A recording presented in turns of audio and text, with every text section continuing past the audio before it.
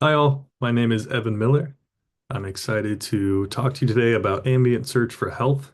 Before I begin, I first want to thank the Microsoft Health and Life Sciences leadership team for giving me the time to present an idea that I'm very excited about. So let's get started. Imagine you're out for a walk in the park and all of a sudden you start to feel some severe chest pain and shortness of breath. Next thing you know, you're being rushed to the ER in an ambulance. Once you get to the hospital, the emergency medicine resident diagnoses you with a life-threatening condition called aortic dissection. This condition requires immediate action, and you're presented with two treatment options: emergency surgery or medication management, and you have very little time to decide. The surgeon briefly goes over the high-level pros and cons for the surgery and medication option. For surgery, it will immediately address the issue, and the surgeon claims to have a high success rate. However, there is still some risk. You are still opening up your chest to do the surgery. There's likely a long recovery period, and you don't really know what the cost looks like. Now, for the managed medication option, it's not going to be as invasive as surgery. There's likely a lower initial cost and not much of a recovery. However, you risk not solving the issue with your body. You have to most likely undergo continued monitoring by continuing to take these medications, and there could be some side effects you're unaware of. So as you're sitting there on a hospital bed trying to make this important life-altering decision, you have some questions you really want answers to that you might not have. Like, what does it mean high success rate? What is the success rate of this particular surgeon? And what does it look like for patients like me? What is the cost gonna look like for each option here? Are there really only two options that I have? What are some of the long-term outcomes that maybe my surgeon might not be aware of? These are really important questions that, for the most part, you won't have answers to as a patient. Luckily, there are services like Patients Like Me, which is one of the world's largest patient communities that has over 850,000 members participating in crowdsourcing their self-reported data. A recent study showed that of 7,000 patients covered in the study, 72% rated the site as very helpful. Patients also found the site helpful for understanding the side effects for their treatments. And there was an NIH-funded study that showed more informed patients overall have better outcomes.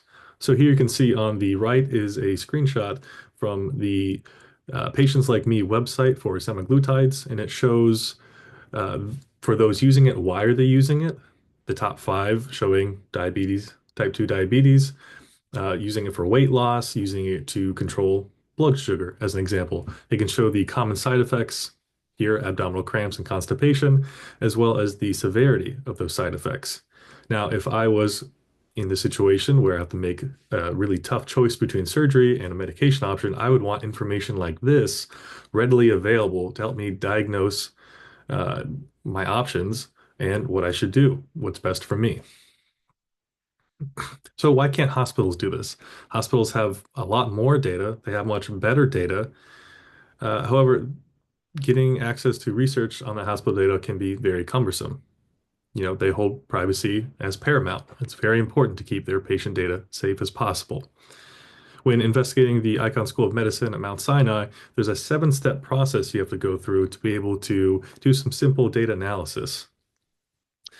Looking more into the service that costs $180 per hour, and it can take weeks for you to get results.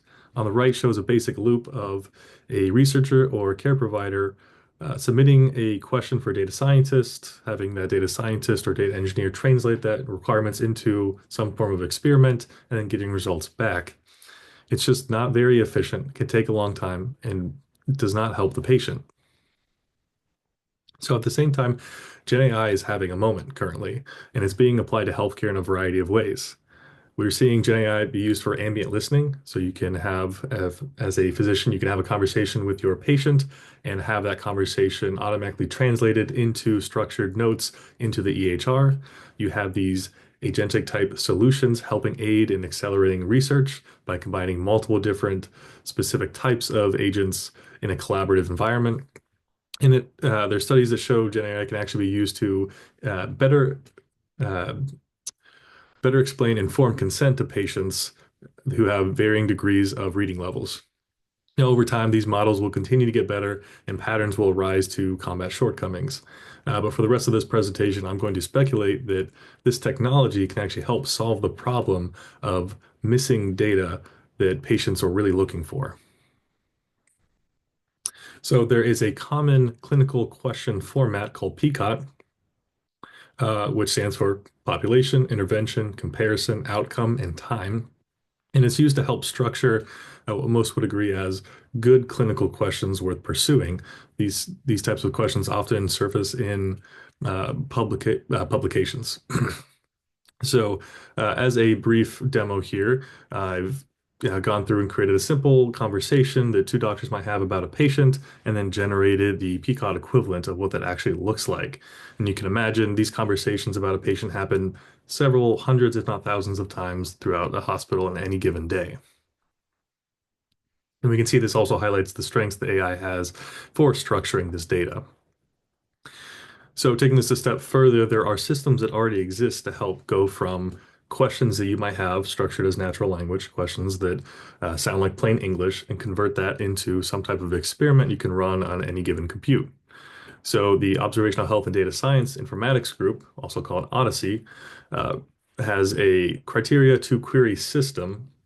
I'm not going to go into the low-level details here. It is shown below in the bottom right.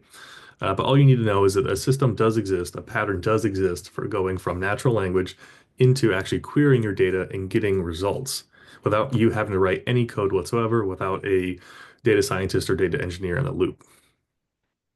So this is what I'm effectively posing is taking our existing cutting edge technology and repurposing it for this concepts of ambient search for health, wherein you have AI kind of listen to all of the interactions that take place within a hospital, process rich multimodal data, including emails, lab results, CT scans and X-rays, any other medical imaging, billing and claims data, and ask AI to generate some of the PCOT style questions that we just saw.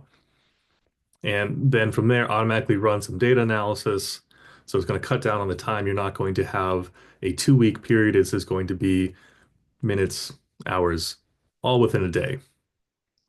Right, and it's going to be grounded on real world evidence, so you're not going to have to deal with hallucinations either from these language models. And ideally, the generated results are summarized and accessible to both the patient and the physician. So to go over key observations, most of the clinical questions follow a similar format that we saw for the PCOT. Most of the data engineering processes, once established, can further be automated. We saw how the Odyssey group has a pattern that already exists for the criteria to query. And we've found the AI is great for generating questions and structuring your data. So really, we have all the tools necessary to build the next great system to help empower our patients in making the best healthcare decisions possible.